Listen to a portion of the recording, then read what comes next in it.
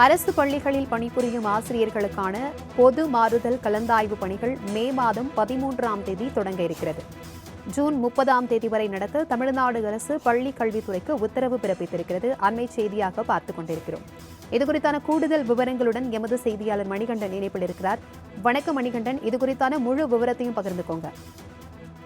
வணக்கம். எப்போதுமே இயக்கமாக அரசு பள்ளி ஆசிரியர்களுக்கான பொது மாறுதல் கலந்தாய்வு என்பது இந்த சம்மர் வெக்கேஷன்ல நடத்தப்படுவது வழக்கம் தான். அந்த அளவுல அரசு தொடக்கநிலை, நடுநிலை, உயர்நிலை மற்றும் மேல்நிலை பள்ளிகள்ல பணிபுரியக்கூடிய ஆசிரியர்களுக்கான பொது மாறுதல் கலந்தாய்வு பணிகளை மே 13ஆம் தேதி முதல் ஜூன் 30ஆம் தேதி வரை நடத்த பள்ளி கல்வித்துறை உத்தரவு ஒன்றை பிறப்பித்திருக்கிறது.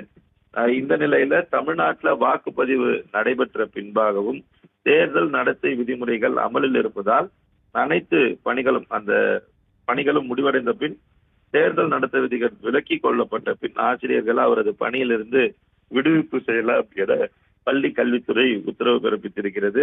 இது சம்பந்தமாக அரசு சார்பில் பள்ளி கல்வித்துறை செயலாளர் குமரகுருபரன் பள்ளி கல்வித்துறை இயக்குனருக்கும் தொடக்க கல்வி இயக்குனருக்கும் இந்த பொது மாறுதல் கலந்தாய்வுக்கான உத்தரவுடன் கூடிய வழிகாட்டு நெறிமுறைகளை விடுவித்திருக்கிறார்.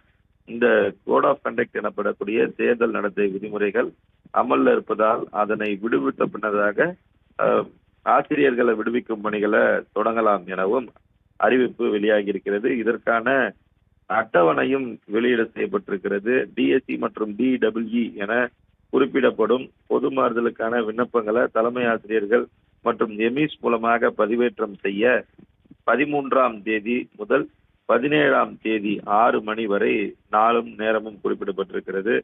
மேலும் அதிகபட்சமாக மாணவர்கள் அதாவது ஆசிரியர்களை விடுவிப்பதற்கு கோட் ஆஃப் கண்டக்ட் முடிந்ததற்கு பிறகான நாட்கள் அதாவது 28/6/2024 முதல் 30/6/2024 வரை அதிகபட்சமாக ஆசிரியர்களை விடுவிக்க வேண்டும். மாவட்டம் விட்டு மாவட்டம் செல்லும் ஆசிரியர்கள், அதே போல நகராட்சியிலிருந்து மாநகராட்சி தொழிற்கல்வி ஆசிரியர்களாக மாறக்கூடிய பல நிலை ஆசிரியர்களை மாற்றம் செய்வதற்கான தேதிகளும் வெளியிடப்பட்டிருக்கிறது. தகவல்களுக்கு நன்றி மணிகண்டன்.